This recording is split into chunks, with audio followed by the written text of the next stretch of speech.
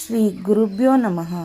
ಸ್ವಾತ್ಮಾರಾಮಂ ನಿಜಾನಂದಂ ಶೋಕಮೋಹ ವಿವರ್ಜಿತಂ ಸ್ಮರಾಮಿ ಮನಸಾ ನಿತ್ಯಂ ಶ್ರೀ ವೆಂಕಟಾಚಲದೇಶಿಕಂ. ಓಂ ಶ್ರೀ ಗುರುಭ್ಯೋ ನಮಃ. ಗುರುಬಂಧುಗಳಿಗೆಲ್ಲ ಪ್ರಣಾಮಗಳು. ಇಂದಿನ ಗುರುವಾಣಿಯಲ್ಲಿ ಕನಸು ನನಸಾದ ಗುರುಕರುಣೆ. ಭದ್ರಾವತಿಯ ಗುರುಬಂಧುಗಳ ಮನೆಯಲ್ಲಿ ನಡೆಯುತ್ತಿದ್ದ ಸತ್ಸಂಗ ಕಾರ್ಯಕ್ರಮದಲ್ಲಿ ಗುರುನಾಥರ ಲೀಲೆಯ ಬಗ್ಗೆ ಯಾರಾದರೊಬ್ಬರು ವಿಷಯ ತಿಳಿಸುತ್ತಿದ್ದರು.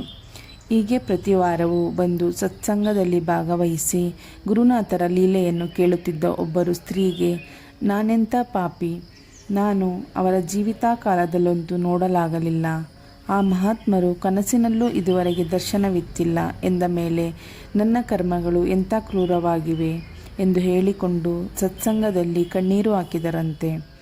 ಅದೇ ರಾತ್ರಿಯೇ ಗುರುನಾಥರು ಕನಸಿನಲ್ಲಿ ದರ್ಶನವಿತ್ತು ಆಕೆಗೆ ಅರಿಶಿನ ಕುಂಕುಮದೊಂದಿಗೆ ಸೀರೆ ಹಾಗೂ ಕಂಕಣವನ್ನು ಕೊಟ್ಟು ಅರಸಿ ಹೋದರಂತೆ.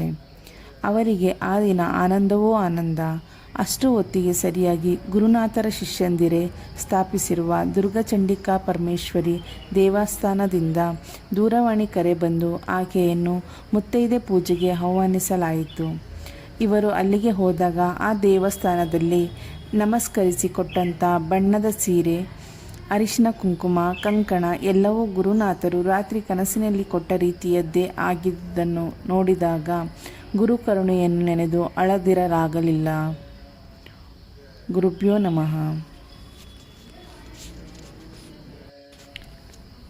ಗುರುಕರುಣೆಯಿಂದ ಸ್ವತಃ ಉದ್ಯೋಗ. ನೆಲಮಂಗಲದಲ್ಲಿದ್ದ ಗುರುಬಂಧು ಒಬ್ಬರು ಹೊಸದಾಗಿ CA ವೃತ್ತಿಯ ಸ್ವತಃ ಕಚೇರಿ ಪ್ರಾರಂಭ ಮಾಡಲು ಉದ್ದೇಶಿಸಿ ಗುರುನಾಥರಲ್ಲಿಗೆ ಹೋದಾಗ ಅವರು, ಇಂಥ ತಿಂಗಳು 20ನೇ ತಾರೀಕಿನಂದು ನಿನ್ನ ತಂದೆಯವರೇ ನಿನಗೆ ಸ್ವಂತ ಉದ್ಯೋಗ ಪ್ರಾರಂಭಿಸಲು ಹೇಳುತ್ತಾರೆ. ಆ ದಿನವೇ ಆರಂಭಿಸು. ಅಲ್ಲಿಯವರೆಗೆ ಸಿದ್ಧನಾಗಿರು. ಸಿದ್ಧತೆಯೇನು ಮಾಡಿಕೊಳ್ಳಬೇಡ ಎಂದರು. ಅಲ್ಲಿಯವರೆಗೂ ಆ ಗುರುಬಂಧುವಿನ ತಂದೆಯವರು ಮಗನಿಗೆ IBM ಕಂಪನಿಯಲ್ಲಿದ್ದ ಒಳ್ಳೆಯ ಉದ್ಯೋಗವನ್ನು ಬಿಡಬೇಡ ಎಂದು ಹೇಳುತ್ತಿದ್ದರು. ಆದರೆ ಆ ತಿಂಗಳ 20ನೇ ತಾರೀಕಿನಂದು ಅವರ ತಂದೆಯವರೇ, ಎಷ್ಟು ದಿನ ಕಂಪನಿ ಕೆಲಸ ಮಾಡುತ್ತೀಯಾ, ನೀನೇ ಹೊಸದಾಗಿ ಸ್ವಂತ ಕಚೇರಿ ಪ್ರಾರಂಭ ಮಾಡುತ್ತೇನೆ ಎಂದು ಹೇಳುತ್ತಿದ್ದೀಯಲ್ಲ, ಪ್ರಾರಂಭಿಸಿಬಿಡು ಎಂದರಂತೆ. ಕೂಡಲೇ ಅವರ ಮನೆಯ ಮಾಳಿಗೆಯಲ್ಲಿದ್ದ ಕೋಣೆಯಲ್ಲೇ ಹೊಸ ಕಚೇರಿ ತೆರೆದು ಪೂಜೆ ಮಾಡಿ ಕೆಲಸ ಆರಂಭಿಸಿದರು. ಅನಂತರ ಮಲ್ಲೇಶ್ವರಂನಲ್ಲೊಂದು ಕಚೇರಿ ತೆರೆದು ಶಿವಗಂಗೆ ಸ್ವಾಮೀಜಿಯವರಿಂದ ಉದ್ಘಾಟನೆಯನ್ನು ಮಾಡಿಸಿದರು. ಈಗಲೂ ಗುರುನಾಥರ ಕರುಣೆಯಿಂದ ತುಂಬ ಚೆನ್ನಾಗಿ ಪ್ರಾಕ್ಟೀಸ್ ನಡೆಯುತ್ತಿದೆ.